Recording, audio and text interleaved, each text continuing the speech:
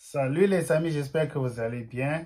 Nous parlons d'habitude de boulot, de l'immigration, de l'argent. Mais aujourd'hui, nous allons discuter d'un autre problème très sérieux. Il s'agit bien sûr de la question de santé. Si vous vivez, si vous naissez, vous allez tomber malade.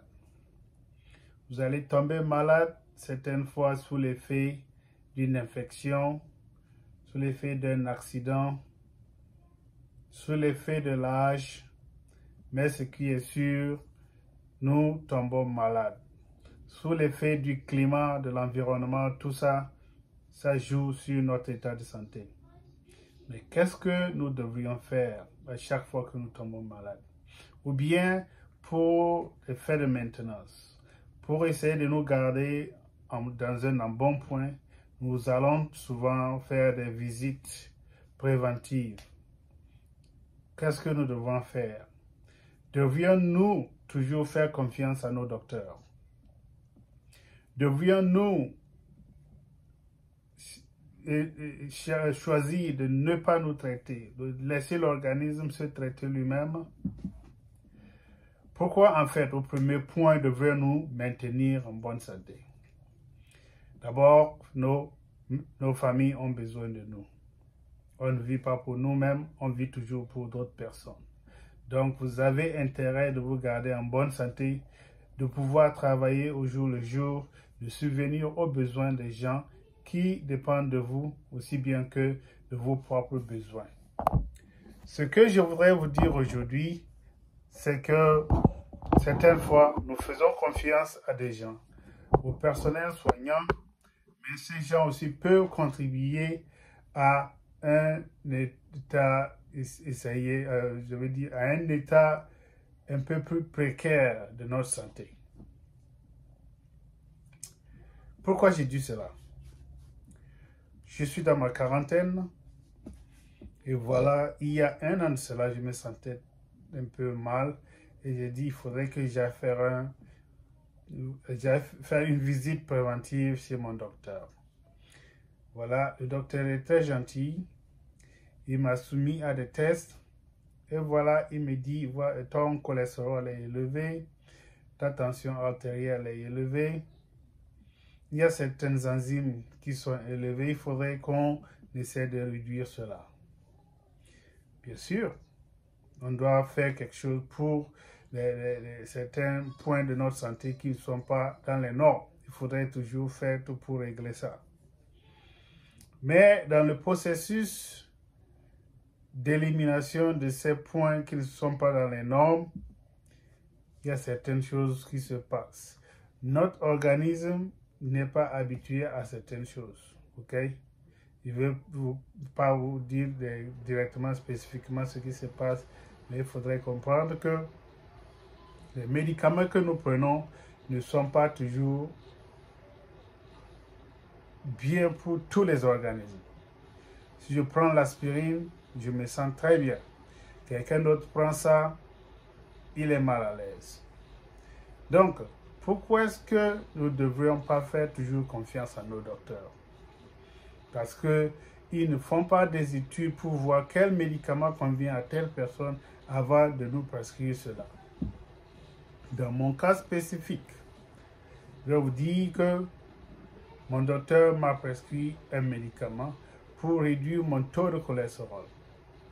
Et le taux de cholestérol, s'il laisse ça d'une façon élevée, ça peut conduire à des blocages des veines, ça peut conduire à des maladies cardiovasculaires. Et voilà, il n'aime pas voir des taux élevés de cholestérol. Mais le médicament qui contribue à l'abaissement du taux de cholestérol s'est avéré avoir un effet néfaste sur moi, mon organisme. Et qu'est-ce que ça fait?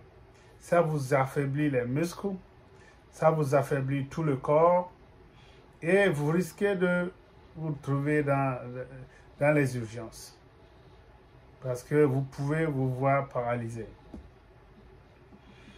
J'ai vu même des cas où des personnes un peu plus âgées ont été admis en urgence.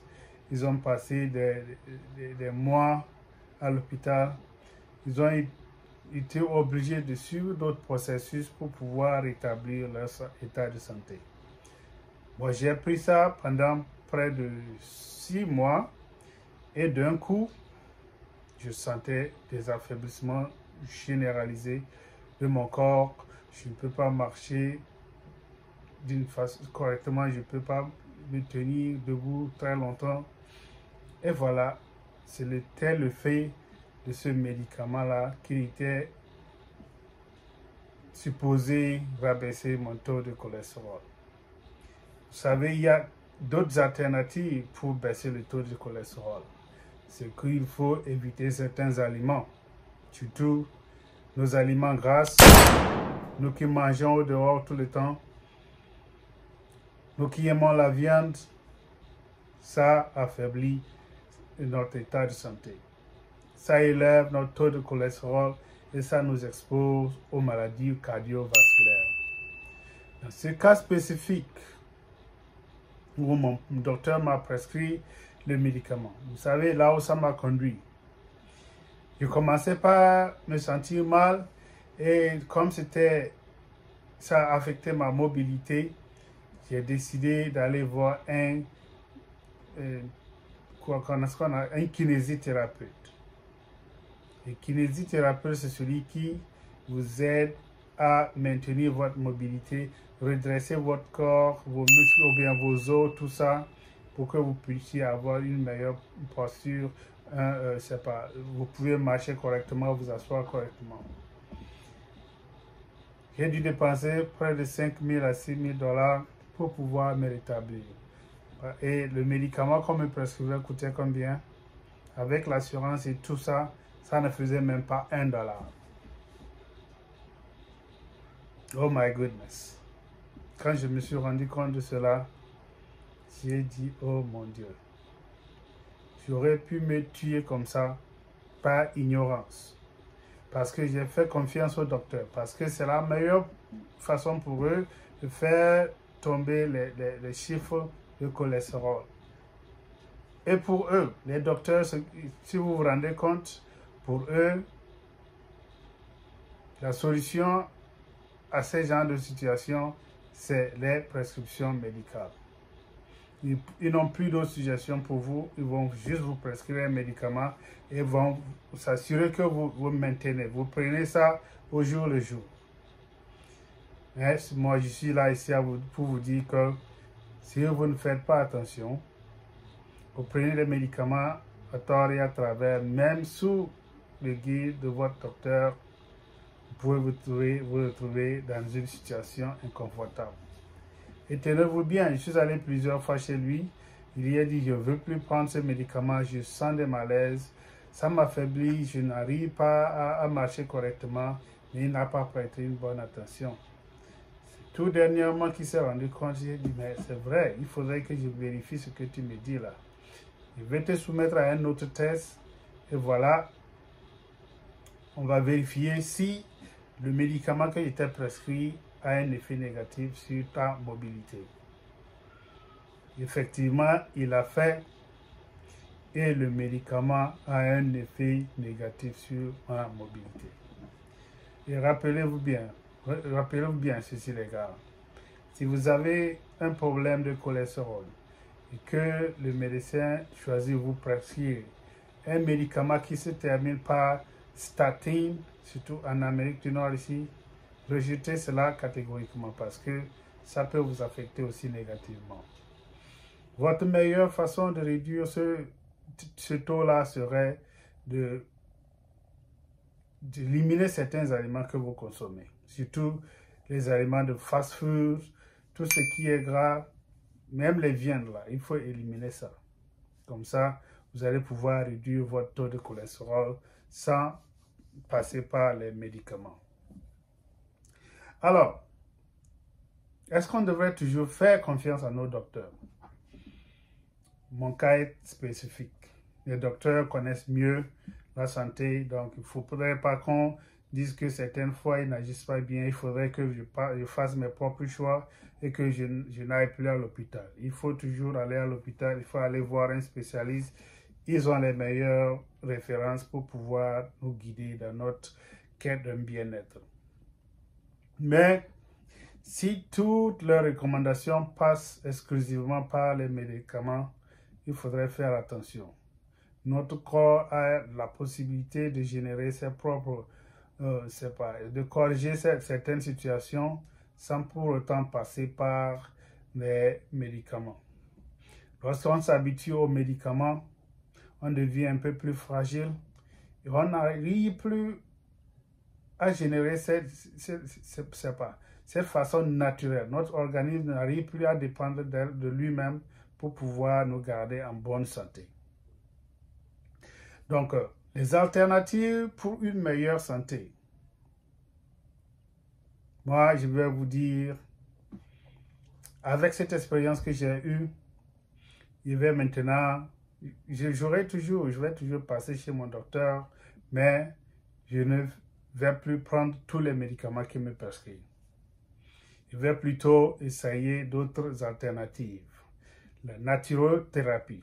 La naturothérapie se base sur ce que nous avons dans la nature pour pouvoir nous soigner. Il y en a un peu partout. Il y a des gens qui s'y connaissent mieux. Il faut vous référer à ces gens. Il faudrait faire plus d'exercices physiques. Dans notre vie en Amérique du Nord, on est maintenant, surtout dans le Texas, tout le monde conduit. Vous sortez de votre voiture, vous allez dans votre maison. Vous sortez de votre maison, vous rentrez dans la voiture, vous allez au boulot, vous sortez, vous allez à votre bureau, si vous travaillez au bureau, ou bien vous allez à votre poste. Il y a très peu d'activité physique. Ceci peut nous entraîner dans des situations de santé fragiles. Et les médicaments n'arrivent pas à nous aider la plupart du temps. Il faut absolument choisir une meilleure, nutrition pour vous-même. Il ne faut pas manger du n'importe quoi. Il faut éviter le sel élevé, les aliments au sodium élevé, le sucre, les aliments gras. Vous allez voir que votre cholestérol sera d'une façon plus contrôlée. Je vous le dis ça, je vous le dis parce que j'ai été un patient, je ne suis pas un docteur. Je vous relate ma propre expérience, je vous dis ce qui s'est passé dans ma vie depuis près d'1 an maintenant et j'aurais pu être paralysé parce que je prenais un médicament qui affectait négativement mon organisme. L'autre chose qu'on peut faire pour rester en bonne santé, c'est de rester heureux. Il faut être content, quelle que soit la situation. Il faut essayer d'être heureux. Parce que si vous vivez une vie déprimée,